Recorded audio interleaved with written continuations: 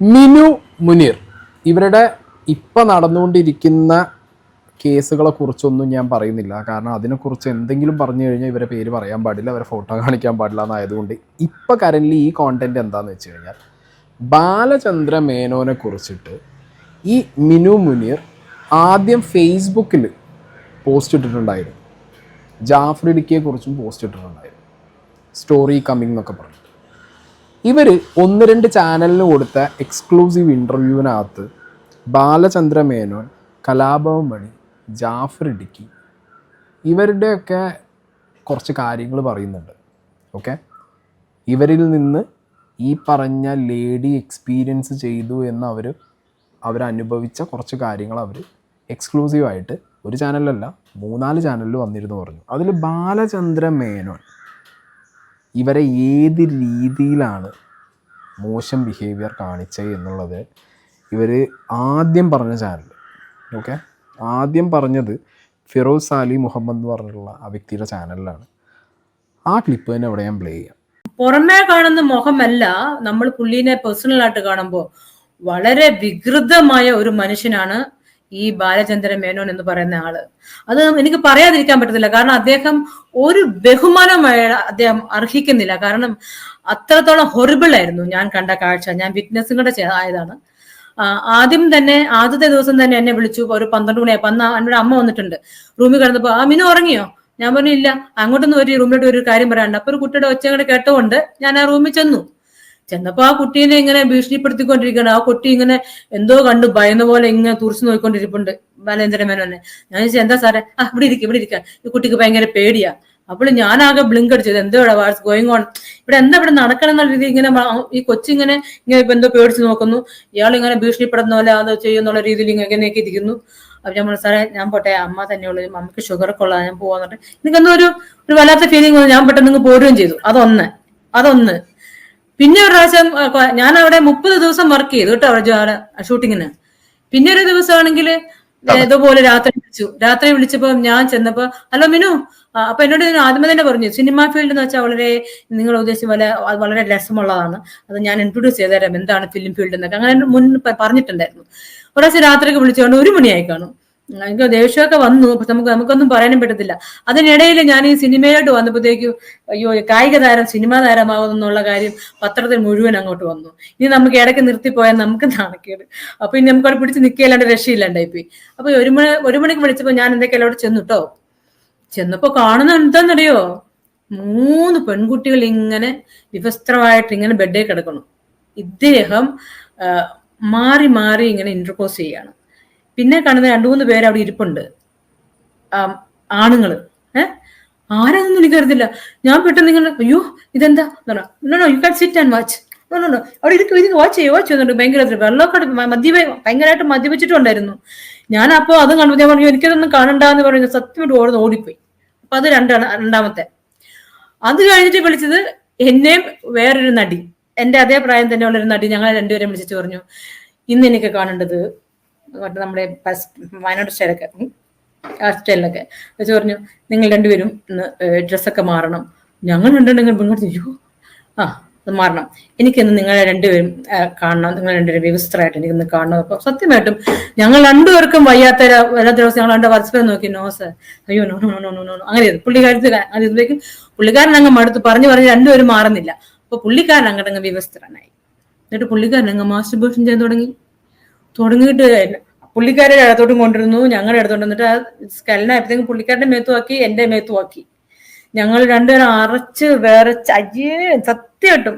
എന്നിട്ട് പിന്നെ ഞങ്ങൾ 2 പേരുടെ ബാത്റൂമിൽ പോയി അത് കഴുകിയിട്ട് ഞങ്ങൾ ഓക്കെ. അപ്പൊ ബാലചന്ദ്ര മേനോനെതിരെ വളരെ സീരിയസ് ആയിട്ടുള്ള അലിഗേഷൻ. ബാലചന്ദ്ര മേനോൻ ഇത്രയും മോശം ബിഹേവിയർ ചെയ്യുന്ന ഒരാളാണ് എന്നുള്ളത് അവരുടെ എക്സ്പീരിയൻസിലൂടെ വന്നിരുന്നു പറയുന്നു എന്നാണ് അവർ പറയുന്നത്. ഹേമ കമ്മിറ്റി റിപ്പോർട്ടും കാര്യങ്ങളൊക്കെ പുറത്ത് വന്ന് അതിൻ്റെ ഡിസ്കഷൻസ് നടക്കുമ്പോഴാണ് ഈ മിന്നു മുനീറിനെ ആദ്യമായിട്ട് മലയാളികൾ കാണുന്നത്. അപ്പോൾ ആ ടൈമിൽ തന്നെ ഇവർ എല്ലാ ചാനലിലും വന്നിരുന്ന് ഇങ്ങനെ ഒരു നടനെക്കുറിച്ച്, 2 നടനെക്കുറിച്ച്, 3 നടനെക്കുറിച്ച് പറയുന്നു. ഒരേ സമയം ഫേസ്ബുക്കിൽ കയറി നോക്കുമ്പോൾ ഇവരുടെ ഫേസ്ബുക്ക് പേജിനകത്ത് ഇവരുടെ ഒപ്പമുള്ള ഫോട്ടോസും കാര്യങ്ങളും കാണുന്നു. അതിനുശേഷം ഒരു നടനെതിരെ ഇവർ കേസ് കൊടുക്കുന്നു.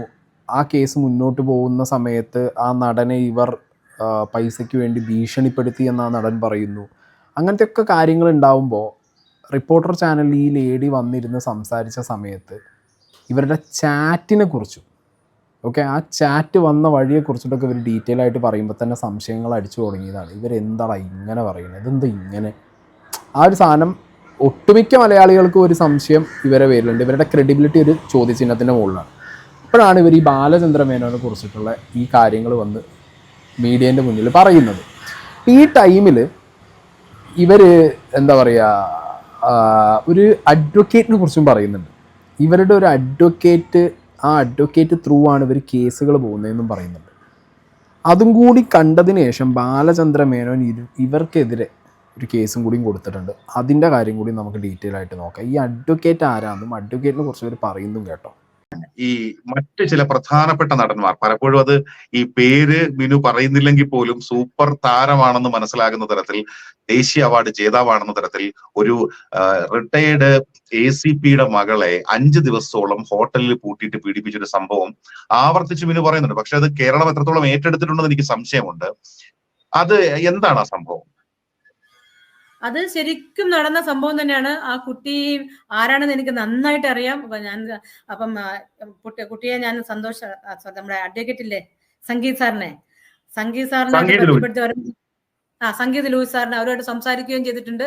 അപ്പൊ ആ കുട്ടി എന്താ പറയുന്നത്, എനിക്ക് മീഡിയയിൽ വരാൻ താല്പര്യമില്ല, ഞാൻ നേരിട്ട് 164 വന്നോളാം. നല്ലൊരു ചെറിയ കുട്ടി, വളരെ കൂടി വന്ന 10 18 വയസ്സോ അത്രയും 19, നല്ല മുട്ടുക്കത്തി. സംഗീത് ലൂയിസ്, ഇതാണ് ഇവരുടെ അഡ്വക്കേറ്റിന്റെ പേര്. സംഗീത് ലൂയിസ് ആണ് ഈ പറഞ്ഞ എല്ലാ പരാതികളും. ഇവർക്ക് അറിയാവുന്ന ഒരു 60 കുട്ടികൾ ഇപ്പോൾ ലൈനപ്പ് ചെയ്തിട്ടുണ്ട്. 60 കുട്ടികളും മൊഴി കൊടുക്കാൻ നിൽക്കുകയാണ്. ഈ മലയാളം ഇൻഡസ്ട്രിയിലെ സൂപ്പർ സ്റ്റാർ അടക്കമുള്ള എല്ലാവർക്കും എതിരെ മൊഴികൾ കൊടുക്കുന്നൊക്കെ പറഞ്ഞ് ഇവരിതിന് മുമ്പും പറയുന്നുണ്ട്. ഇപ്പം പറയുമ്പോഴും ഈ സംഗീത് ലൂയിസ് എന്ന് പറഞ്ഞിട്ടുള്ള ഈ ഒരു അഡ്വക്കേറ്റ് ത്രൂ ആണ് ഇവരുടെ കേസുകൾ മുന്നോട്ട് പോകണേ എന്നുള്ളത് തന്നെയാണ് ഇവർ വ്യക്തമായിട്ട് പറയുന്നത്. ഞാൻ നെറ്റിൽ നോക്കുന്ന സമയത്ത് ഈ സംഗീത് ലൂയിസിനെ കുറിച്ചിട്ട് ആകെയുള്ളൊരു ന്യൂസിൽ 2014 ഫസ്റ്റ് മെയ്യിലാണ്. അതും ഈ ചങ്ങാതി ഒരു ഡയറക്ടറായിട്ട് ഉള്ള ഒരു പടമാണ്. ആ പടത്തിൻ്റെ ടൈമിൽ ഒരു മർഡർ കേസ് വരികയാണ് ഇയാളുടെ പേരിൽ. അഡ്വക്കേറ്റ് സംഗീത് ലൂയിസിനെതിരെയുള്ളൊരു മർഡർ കേസിൻ്റെ ന്യൂസ് മാത്രമാണ് അവൈലബിൾ ആയിട്ടുള്ളത്. അപ്പോൾ നിങ്ങൾ ആലോചിക്കുക, ഇവർ വെച്ചിട്ടുള്ള അഡ്വക്കേറ്റിൻ്റെ ബാക്ക്ഗ്രൗണ്ടിൽ തന്നെ ഒരു കൈൻഡ് ഓഫ് ഒരു ഇതുണ്ട്. ഓക്കെ, എന്നിട്ട് വേണം ബാലചന്ദ്ര മേനോൻ കൊടുത്ത ആ ഒരു കേസിൻ്റെ ബാക്ക്ഗ്രൗണ്ട്, അതായത് എന്താണ് ബാലചന്ദ്ര മേനോൻ ഇവർക്കെതിരെ കൊടുത്ത കേസിൽ പറയണേന്നുള്ളത് അതിനുവേണ്ടി വ്യക്തമാക്കാനാണ് ഞാൻ ഈ പറഞ്ഞ അഡ്വക്കേറ്റിൻ്റെ ഈ ഒരു ന്യൂസും കൂടി ഞാനിവിടെ വയ്ക്കുന്നത്. പേരയം സ്വദേശി ദീപു എന്ന യുവാവിനെ മർദ്ദിച്ചു കൊന്ന കേസിലാണ് സിനിമാ സംവിധായകൻ അഡ്വക്കേറ്റ് സംഗീത് ലൂയിസ് പോലീസ് പിടിയിലായത്.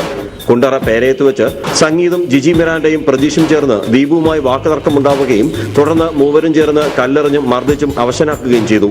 സംഭവം പറഞ്ഞ് കുണ്ടറ പോലീസ് സ്ഥലത്തെത്തി ദീപുവിനെ ജീപ്പിൽ കയറ്റിക്കൊണ്ടു പോകുന്നതിനിടെ ഇയാൾ ജീപ്പിൽ നിന്നിറങ്ങി ഓടി കായലിൽ ചാടുകയായിരുന്നു. പിന്നീട് ദീപുവിന്റെ മൃതശരീരമാണ് ലഭിച്ചത്. മർദ്ദനമേറ്റാണ് ദീപു മരിച്ചതെന്ന പോസ്റ്റ്മോർട്ടം റിപ്പോർട്ടിന്റെ അടിസ്ഥാനത്തിൽ മൂവരെയും പ്രതിയാക്കി പോലീസ് കൊലപാതക കേസ് രജിസ്റ്റർ ചെയ്തു. ഇതിൽ ജിജി മിറാൻഡയും പ്രജീഷിനെയും പോലീസ് പിടികൂടി റിമാൻഡ് ചെയ്തിരുന്നു. സംഗീത് ഒളിവിൽ പോവുകയും ചെയ്തു. കൊല്ലം മുഖത്തലയിൽ സ്വന്തം ഇലഞ്ഞിക്കാവ് PO എന്ന സിനിമാ സംവിധാനം ചെയ്യുന്നതിനിടെയാണ് കൊട്ടിയം പോലീസ് ഇയാളെ കസ്റ്റഡിയിലെടുത്ത് കുണ്ട്ര പോലീസിന് കൈമാറിയത്. സംഗീതിനെ കോടതിയിൽ ഹാജരാക്കി തിരികെ കസ്റ്റഡിയിൽ വാങ്ങുമെന്ന് പോലീസ് അറിയിച്ചു. ഓക്കെ, ഞാനിപ്പോൾ ഇത് വെക്കാൻ കാരണം ഇവരുടെ വക്കീലും ജില്ലാക്കാരനല്ല. ഓക്കെ, അങ്ങേരും നല്ല ഇങ്ങനത്തെ ഒക്കെ കേസിലുള്ള ഒരാളാണ്. ഈ കേസിൻ്റെ ഒരു ഫ്യൂച്ചർ എന്തായിരുന്നു എന്നോ അതല്ല ഈ കേസിൻ്റെ ഇപ്പോഴത്തെ ഒരു അവസ്ഥ എന്താണെന്നുള്ളതൊന്നും അറിയില്ല. പക്ഷേ ഇയാൾക്കെതിരെയും ഇങ്ങനൊരു കേസ് ഉണ്ട് എന്നുള്ളത് നമുക്ക് യൂട്യൂബിലൊക്കെ അടിച്ചു നോക്കിയാൽ കാണാം. അപ്പോൾ എന്താണെങ്കിലും ഈ ഒരു വക്കീലാണ് ഇടപെട്ടതെന്നുള്ളതും ഈ ലേഡി ഇതേ ഇൻ്റർവ്യൂവിനകത്ത് പറയുന്നുണ്ട്. ഓക്കെ, ഇനിയാണ് ഇവിടെ ബാലചന്ദ്ര മേനോൻ ഇവർക്കെതിരെ കൊടുത്ത കേസ്. ധനം മോഹികളുടെ ഗൂഢനീക്കത്തിൻ്റെ ഇരയാണ് ഞാൻ. ലൈംഗിക ആരോപണം ഉന്നയിച്ച നടിക്കും അഭിഭാഷകരുമെതിരെ ബാലചന്ദ്ര മേനോന്റെ പരാതി. ലൈംഗിക ആരോപണങ്ങൾ ഉടൻ വരുമെന്ന് പരാതിക്കാരി ഭീഷണിപ്പെടുത്തിയിരുന്നു. നടൻ മുകേഷിനും ഇടവേള ബാബുവിനുമെതിരെ പരാതി നൽകിയ ആലുവ സ്വദേശിനിയായ നടിയും അഭിഭാഷകനും ബ്ലാക്ക്മെയിൽ ചെയ്തെന്നും അപകീർത്തിപ്പെടുത്താൻ ശ്രമിച്ചെന്നുമാണ് സംവിധായകൻ ബാലചന്ദ്ര മേനോൻ DGPക്ക് നൽകിയ പരാതി. സെപ്റ്റംബർ 13-നാണ് ബാലചന്ദ്ര മേനോന് നടിയുടെ അഭിഭാഷകന്റെ കോൾ എത്തുന്നത്. 3 ലൈംഗിക ആരോപണങ്ങൾ ഉടൻ വരുമെന്നറിയിച്ച ശേഷം കോൾ കട്ട് ചെയ്തു. പിന്നാലെ നടി സാമൂഹ്യ മാധ്യമങ്ങളിൽ തന്റെ ഫോട്ടോയടക്കമിട്ട് ഉടൻ വരുന്നു എന്ന രീതിയിൽ പോസ്റ്റുമിട്ടു. ഇത് ചില ഓൺലൈൻ മാധ്യമങ്ങളും ഏറ്റുപിടിച്ചെന്നും പണം ലക്ഷ്യമിട്ട് ഇരുവരും നടത്തിയ ഗൂഢാലോചനയാണിതെന്നുമാണ് ബാലചന്ദ്ര മേനോന്റെ പരാതി. ദേ ഇങ്ങോട്ട് നോക്കി എന്ന സിനിമയുടെ ചിത്രീകരണത്തിനിടെയാണ് ജയസൂര്യയും ഇതേ നടിയെ അപമാനിച്ചു എന്ന പരാതി വന്നിട്ടുള്ളത്. ആ ഘട്ടത്തിൽ തന്നെ പോലീസ് മൊഴിയെടുത്തിരുന്നുവെന്നും ഈ വിവരങ്ങളെല്ലാം പോലീസിന് കൈമാറിയെന്നും ബാലചന്ദ്ര മേനോൻ DGPക്ക് നൽകിയ പരാതിയിൽ ചൂണ്ടിക്കാട്ടി. എന്നാൽ അഭിഭാഷകനെതിരെയാണ് ബാലചന്ദ്ര മേനോന്റെ പരാതിയെന്നും അതിൽ പ്രതികരിക്കാനില്ലെന്നും നടി പറഞ്ഞു. നേരത്തെ മൂവാറ്റുപുഴ സ്വദേശിനി നൽകിയ പരാതിയിൽ നടിക്കെതിരെ പോക്സോ വകുപ്പ് ചുമത്തി കേസെടുത്തിരുന്നു. ഇപ്പൊ ഏകദേശം നിങ്ങൾക്ക് കാര്യങ്ങളുടെ ഒരു കിടപ്പുവശം മനസ്സിലായി. അതായത് പരാതിക്കാരിയുടെ വക്കീല് ഭീഷണിപ്പെടുത്തി എന്ന് പറയുമ്പോൾ പരാതിക്കാരി തന്നെ പറയുന്നു അത് വക്കീലിനെ വരില്ലേ, ഞാനെന്ത് ചെയ്യാനാണ്? കളിക്കുകയാണോ ഇവർ? ഇങ്ങനെ മനസ്സിലാവുന്നില്ല. ഇവർക്കെതിരെ ഇവരുടെ തന്നെ റിലേറ്റീവായിട്ടുള്ളൊരു കുട്ടി വന്നിട്ട് ഇവരാ കുട്ടിയെ വളരെ മോശമായ രീതിയിൽ യൂസ് ചെയ്യാൻ ശ്രമിച്ചു എന്നുള്ളൊരു ആരോപണം പറഞ്ഞ് അതിലൊരു കേസ് ഉണ്ടായിരുന്നു. ആ കേസിൽ ഇവർക്ക് പോക്സോ വന്നിട്ടുണ്ട്. ഈ ടൈമിൽ ഇവർ ചെയ്ത പരിപാടി എന്താ ചെയ്യുന്നത്? ഫേസ്ബുക്കിൽ ഈ പെൺകുട്ടിയുടെ ഫോട്ടോസും ഈ കുട്ടിയുടെ ഡീറ്റെയിൽസും ഒക്കെ എടുത്തിട്ട് ഒരൊറ്റ പബ്ലിഷ് ചെയ്യലാണ്. എന്നാലോചിക്കും നിങ്ങൾ, ഇതിവിടെ ഈ ലേഡിയെ കുറിച്ചിട്ടാണ്, അല്ലെങ്കിൽ ഇതേപോലൊരു സ്ത്രീക്കെതിരെ ഒരു കേസ് വന്നു, ആ സ്ത്രീയുടെ ഫോട്ടോ വീഡിയോ ഒരു പുരുഷനാണ് പബ്ലിഷ് ചെയ്തതെന്നുണ്ടെന്നുണ്ടെങ്കിൽ തൂങ്ങിയിരുന്ന് ഇത് ഇവർക്കെതിരെ കേസ് കൊടുത്ത ഇവർക്കെതിരെ ഇവർ മോശമായ രീതിയിൽ ഉപയോഗിക്കാൻ ശ്രമിച്ചു എന്ന് പറഞ്ഞ പെൺകുട്ടിയുടെ എല്ലാ ഡീറ്റെയിൽസും ഒട്ടൊട്ടക്കം എടുത്തിട്ട് ഇവർ ഇടുകയാണ്. അവരുടെ ഫാമിലീൻ്റെയും അവരുടെ എല്ലാം അടുത്താണ് ഇട്ട്. അപ്പോൾ ഇവർ നിയമത്തിനെ വെല്ലുവിളിക്കുന്നുണ്ട്. ഓക്കെ. പിന്നെ ഇവർ ഇതിന് മുമ്പ് ഒരു നടനെതിരെ കേസ് കൊടുത്ത സമയത്ത് പറഞ്ഞിട്ടുണ്ടായിരുന്നു, ഞാൻ പെണ്ണാണ്, ഞാൻ പറയുമ്പോൾ അത് കേസാക്കണം, ഞാൻ പറയുന്നത് തന്നെ അതിൻ്റെ മൊഴി, ഞാൻ പറയുന്നത് തന്നെ അതിലെന്തിന് തെളിവിൻ്റെ ആവശ്യം, ഞാൻ പറയുന്നതാണെന്ന് പറഞ്ഞ ആളാണ് ഈ വ്യക്തി. ഓക്കെ. അപ്പോൾ എന്താണെങ്കിലും ഇതിവിടെ നിൽക്കട്ടെ. ഞാൻ ഈ മിന്നു മുനീർ എന്ന് പറഞ്ഞ വ്യക്തിയുടെ വീഡിയോ ചെയ്ത് തുടങ്ങിയ ടൈമിൽ തന്നെ ഇവരാരാ എന്താണെന്നൊക്കെ അറിയാൻ നമുക്കൊരു ക്യൂരിയോസിറ്റി കാണുമല്ലോ. കാരണം ഇവർ 1-2 ആൾക്കെതിരെ അല്ല ഈ പറയുന്നത്. പിന്നെ പോകുന്തോറും ഇവർ കുറേ പേർക്കെതിരെ പറയുന്നു. ഇപ്പോൾ കലാഭവൻ മണി, ബാലചന്ദ്ര മേനോൻ, പിന്നെ നാളെ ഒരു സൂപ്പർ സ്റ്റാർ എന്ന് പറയുന്നു, 60 പെൺകുട്ടികൾ കേസ് കൊടുക്കാൻ റെഡിയാന്ന് പറയുന്നു. പിന്നെ ഇന്നലെ കണ്ടു 2 ഇപ്പോൾ ഭരിക്കുന്ന പാർട്ടിയിലെ 2 രാഷ്ട്രീയക്കാർക്കെതിരെ പറയുന്നു. ഇവരാകെ മൊത്തം മറ്റെന്താ പറയുക, ഇപ്പോൾ ഇതെല്ലാം കൂടി തീരുമാനമാക്കി തരാമെന്ന് പറഞ്ഞ് ഇറങ്ങിത്തിരിക്കുമ്പോൾ ഇവർക്ക് എങ്ങനെ ഇതൊക്കെ അറിയാം? ഈ സിറ്റുവേഷനിലൊക്കെ ഇവരെങ്ങനെ എത്തും? ഇനി ഇവർ മാത്രം എന്താ ഇത്ര ആൾക്കാരായിട്ട് ഇത് കണക്ഷൻ ആവുന്നത്? ആൻഡ് ഇതെങ്ങനെയെന്നുള്ളത് നമ്മൾ നോക്കില്ല. അപ്പോൾ 1-2 സ്ഥലങ്ങളിൽ നിന്നിങ്ങനെ ഇവരെക്കുറിച്ചുള്ള ഇൻഫർമേഷൻസ് കളക്ട് ചെയ്തപ്പോൾ ഒരു വ്യക്തി, ഇവരുടെ നൈബറാണ്, ആ വ്യക്തി എനിക്ക് അയച്ചൊരു വോയിസ് ഉണ്ട്, ഞാനതിവിടെ പ്ലേ ചെയ്യാം. ഈ മിന്നു കുര്യൻ ഞങ്ങൾ അറിയുമ്പോ മിന്നു കുര്യനാണ്. ഞങ്ങളുടെ നെയ്ബറായിരുന്നു ഈ പെൺപിള്ള, ഈ സ്ത്രീ. ഇത് ഞങ്ങളുടെ നെയ്ബറായിരുന്നു. ഞങ്ങൾ ആർമിയുടെ ഫ്ലാറ്റ്, ഹൈക്കോടതി മറൈൻ ഡ്രൈവിലെ ആർമിയുടെ ഫ്ലാറ്റിലാണ് താമസിച്ചുകൊണ്ടിരുന്നത്. ഇവർക്ക് ആ സമയത്ത് ഒരു കേസ് ഉണ്ടായി. ബ്രോ കേട്ടിട്ടുണ്ടോന്ന് അറിയില്ല. സന്തോഷ് മാധവൻ കേസ് ഒന്ന് അടിച്ചു നോക്കിയ പണ്ടത്തെ ഒരു സന്തോഷ് മാധവൻ കേസുണ്ട്. അത് ഭയങ്കര വിവാദമായതാണ്. ഞങ്ങളുടെ ഫ്ലാറ്റിലൊക്കെ പോലീസുകാർ വന്നാണ് ഇവരന്വേഷിച്ചു. അന്നത്തെ ആ കേസിൽ ഈ സ്ത്രീ ഞങ്ങൾ പോലീസുകാർ സന്തോഷ് മാധവന്റെ കേസിൽ പോലീസുകാർ അന്വേഷിച്ചു വന്ന സ്ത്രീയാണ് ആ സമയത്ത് ഇവര്. പക്ഷെ ഇവര് ഉഡായ്പ സ്ത്രീയായിരുന്നു നിന്നോട്ടെ. ഇവര് പിമ്പാണെന്ന് പറയാം, പെണ്ണുങ്ങളെ സന്തോഷ് മാധവൻ എത്തിച്ചു കൊടുക്കുന്ന ഒരു സ്ത്രീ പിമ്പാണെന്ന് പറഞ്ഞ അന്നത്തെ കേസിൽ പിടിച്ചിട്ടാണ് പോലീസുകാർ ഞങ്ങളുടെ ഫ്ലാറ്റിൽ വന്നത്. എനിക്ക് മേജറായിട്ട് ഈ സ്ത്രീനെ ടിവിയിൽ കണ്ടപ്പോ എന്റെ ആദ്യത്തെ ഫസ്റ്റ് തോട്ട് എനിക്ക് പോയത്, ഇവര് വന്നിരുന്ന് നിങ്ങൾ പുണ്യാളത്ത് ചമയുമ്പോ ഇവര് കൊണ്ടുപോയേക്കണ പെണ്ണുങ്ങൾ വന്നിരുന്നിന് ഇത് ഇവർക്കെതിരെ പറയാൻ തുടങ്ങൂലേ. ഇവര് കൂടുതലും പെണ്ണുങ്ങളെ ഹാപ്പി ആയിട്ട് വിടും. ഇപ്പൊ വേണ്ടെന്ന് പറഞ്ഞാൽ അതായിരിക്കണം എനിക്ക് തോന്നുന്നുണ്ട്. കാരണം അല്ലെങ്കിൽ ഇവർക്കെതിരെ കുറെ ഹേറ്റേഴ്സ്, അല്ലെങ്കിൽ ഇതുപോലെ ഈ ഫീൽഡിൽ ഇവരുടെ ഇതുപോലെ ചൂഷണപ്പെട്ട പെണ്ണുങ്ങൾ കുറെ വരേണ്ടതല്ലേ, ഒരെണ്ണല്ലേ ഇപ്പൊ വന്നിട്ടുള്ളൂ, ഇനിയും വരേണ്ടതാണെന്നാണ് എന്റെ ഇത്. ഓക്കെ. ഇതാണ് നൈബറായിട്ടുള്ള ആ വ്യക്തി പറയുന്നത്. അപ്പോൾ ഈ വ്യക്തി പറഞ്ഞത് വെച്ച് നോക്കുകയാണെങ്കിൽ സന്തോഷ് മാധവൻ എല്ലാവർക്കും അറിയാം. പടുത്താണ് സന്തോഷ് മാധവൻ മരിച്ചത്. ആ കേസ് എന്താണെന്നുള്ളത് നിങ്ങൾക്ക് പലർക്കും അറിയുമായിരിക്കും. ഇല്ലാത്തവർ നിങ്ങളൊന്ന് യൂട്യൂബിൽ തപ്പിക്കും. അപ്പം ആ കേസിൽ ഈ ലേഡിയെ പോലീസുകാർ ഫ്ലാറ്റിൽ വന്ന് ചോദ്യം ചെയ്തിട്ടുണ്ടെന്നുണ്ടെങ്കിൽ ഈ ലേഡിക്ക് ആ കേസിൽ സന്തോഷ് മാധവൻ കേസിലുള്ള ഇൻവോൾവ്മെൻറ്റ് എന്താണെന്നുള്ളതൊന്ന് പോലീസ് അന്വേഷിക്കണം. എന്തായാലും ഇത്രയൊക്കെ തന്നെയായി. ഇത്രയും പേർക്കെതിരെ അലിഗേഷൻ പറയുന്ന ഈ ലേഡി, ഇവർക്ക് അങ്ങനെ ഒരു സൈഡിലൊരു ഇൻവോൾവ്മെൻറ്റ് ഉണ്ടോ എന്നുള്ളതൊന്നും അറിയണമല്ലോ, വേണ്ടേ? പറയണം. അത് ഇവിടുത്തെ മീഡിയാസും പോലീസുകാരും ഒന്ന് ചെക്ക് ചെയ്ത് നോക്കുക. ഇതിപ്പോൾ നൈബറാണ് പറഞ്ഞത്. പറഞ്ഞ കാര്യങ്ങളെല്ലാം സത്യമാവണമെന്നോ അല്ലെങ്കിൽ പറഞ്ഞതാണ് സത്യം എന്നൊന്നും ഞാനിവിടെ ക്ലെയിം ചെയ്യുന്നില്ല. നെയ്ബർ ഇങ്ങനൊരു കാര്യം പറഞ്ഞു. ഈ കാര്യം വേണമെങ്കിൽ മീഡിയയ്ക്കോ പോലീസിനോ അന്വേഷിക്കാം. മനസ്സിലായോ? അപ്പോൾ ഇതേപോലെ ആരോപണം ഉന്നയിച്ച് വരുന്നവരുടെ ക്രെഡിബിലിറ്റി ചെക്ക് ചെയ്യുക എന്നുള്ളത് ഒരു റെസ്പോൺസിബിലിറ്റിയാണ് പോലീസിൻ്റെ, മീഡിയാസിൻ്റെ. സോ അതൊന്ന് ചെക്ക് ചെയ്യുക. കാരണം ഇത് ഭയങ്കര ആരോപണങ്ങളാണ്. ഇപ്പോൾ ഒന്ന് നോക്കുക നിങ്ങൾ, ഇപ്പോൾ ബാലേന്ദ്രമേനോൻ കഴിഞ്ഞു, അടുത്തത് ഇവർ പറയുന്നത് ആരെ അറിയോ? ജാഫർ ഇടുക്കി, കലാഭവൻ മണി. കലാഭവൻ മണി നമുക്ക് അടുത്ത പ്രാവശ്യം സിനിമ പോകുന്നുണ്ട്. പുള്ളിക്കാരൻ്റെ പ്രോഗ്രാം എന്തോ ന്യൂയോർക്കിൽ എങ്ങാണ്ട് പ്രോഗ്രാം ഉണ്ട്. അപ്പോൾ ഞാൻ നിന്നെ പരിചയപ്പെടുത്താം. അത് ഇതിന് മുമ്പാണേ, ഈ ലണ്ടനിൽ പോകുന്ന മുമ്പാണ്. അത് കാലഘട്ടം ഏതാണ് വർഷം? 2008-നും 2012-നും ഇടയ്ക്കാണേ. കറക്റ്റായിട്ട് പറഞ്ഞിട്ട് എല്ലാം ഓർത്തെടുക്കണം. അപ്പോൾ ഞാൻ തന്നെ വണ്ടി ഓടിച്ചു, പുള്ളി ഇപ്പുറത്തിരുന്നു, വണ്ടി ഓടിച്ച് ഞങ്ങൾ പാടിപ്പോയി, മൺചേട്ടൻ്റെ അടുത്ത് പാടിപ്പോയി. അവിടെ ചെന്നേക്കും കുറേ ആൾക്കാർ അവിടെ നിന്ന് വെള്ളം അടിക്കുന്നുണ്ടായിരുന്നു. പെട്ടെന്ന് ജാഫർ അവരുടെ കൂടെ പോയി വെള്ളം അടിക്കായിരുന്നു. എന്നോട് ചോദിച്ചു, നീ അടിക്കുമോ? ഞാൻ പറഞ്ഞു, ഞാൻ ഇന്നലെ ഡ്രിങ്ക്സ് അടിച്ചിട്ടില്ല, എനിക്ക് ഡ്രിങ്ക്സും വേണ്ട. എന്നാൽ നീ അവിടെ മാറിയിരുന്നു. എന്നോട് മാറ്റിയിരുത്തി. അപ്പം മണിച്ചേട്ടൻ അവിടെ അന്നേരം ഇല്ല. ഒരു കുറച്ച് കഴിഞ്ഞത്തേക്കും ഒരു 6 മണിയൊക്കെ ആയപ്പോഴത്തേക്കും മണിച്ചേട്ടൻ വന്നു. മണിച്ചേട്ടൻ വന്നിട്ട് എൻ്റെ അടുത്ത് ഇങ്ങനെ ഇരുന്നു, എന്താ പേര് എന്നൊക്കെ ചോദിച്ച് പരിചയപ്പെട്ട് കഴിഞ്ഞിട്ട് പറയുമ്പോൾ നമുക്ക് അകത്തോട്ടിരിക്കാമെന്ന് പറഞ്ഞു. ഞാൻ പറഞ്ഞില്ല, നമുക്ക് ഇവിടെ നിന്ന് സംസാരിച്ച പോരെ, നമുക്കൊന്ന് കൂടാന്നേ ബാ എന്ന് പറഞ്ഞു. ഞാൻ പ്രോഗ്രാമിന് പരിചയപ്പെടാണ്ട് വന്നാൽ പ്രോഗ്രാമിന് കൊണ്ടുപോകുന്ന കാര്യത്തിൽ എന്നൊക്കെ പറഞ്ഞു. അപ്പം പരിചയപ്പെടുന്നില്ല, പേഴ്സണലായിട്ട് പരിചയപ്പെടുന്നില്ല എന്ന് ചോദിച്ചു. ഞാൻ പറഞ്ഞു, ഇല്ല പ്ലീസ്, ഞാൻ അങ്ങനെയൊന്നും വിചാരിക്കരുത്, എനിക്ക് അങ്ങനെയൊന്നും സാധിക്കത്തില്ല എന്ന് പറഞ്ഞു. എന്നാൽ ശരി വിട്ടു എന്ന് പറഞ്ഞു. ശരി എന്നാൽ. അപ്പോൾ പുള്ളിക്കാരൻ്റെ മുഖമൊക്കെ പോയി. എന്നെ പെട്ടെന്ന് ബുള്ളറ്റേൽ പുള്ളി എനിക്ക് റൂട്ട് അറിയത്തില്ലല്ലോ, ഇങ്ങോട്ടെത്തപ്പോൾ ജാഫർ കാണിച്ചു തന്നു. അങ്ങോട്ടേപ്പോൾ ഇങ്ങനെ എൻ്റെ മുമ്പിൽ ഇങ്ങനെ കടകടാന്ന് ഓടിച്ച് ആ മെയിൻ റോഡിൽ എന്നെ കയറ്റി വിട്ടു. പൊക്കോളാൻ പറഞ്ഞു. ഞാൻ അവിടെ നിന്ന് പോന്നു. അതിനുശേഷം ശുദ്ധരിൽ ശുദ്ധൻ എന്ന സിനിമയിൽ അദ്ദേഹത്തിൻ്റെ ഭാര്യയായിട്ടാണ് എന്നെ ഡയറക്ടർ എടുത്തത്. ഞാൻ അവിടെ പോയി 3 ദിവസം അഭിനയിക്കുകയും ചെയ്തു. ചെയ്തത്തേക്ക് മണിച്ചേട്ടൻ പറഞ്ഞു, മിനുവിനെ വേണ്ട, പറഞ്ഞു വിടാൻ പറഞ്ഞു. അങ്ങനെ സോന നായരനെയോ ഗീതാ വിജയനെയോ അങ്ങനെ അവരെൻ്റെ എടുത്തിട്ട് എന്നെ പറഞ്ഞു വിട്ടു. ഞാൻ അതിലൊന്നും ഞാനൊന്നും റിയാക്ട് ചെയ്തില്ല, ഞാനിങ്ങ് പോന്നു. പിന്നെ ഒരിക്കൽ പെട്ടെന്നൊരു സ്റ്റേജ് ഷോ ബോംബെയിൽ, അതായത് കലാഭവൻ മണി നയിക്കുന്ന സ്റ്റേജ് ഷോ.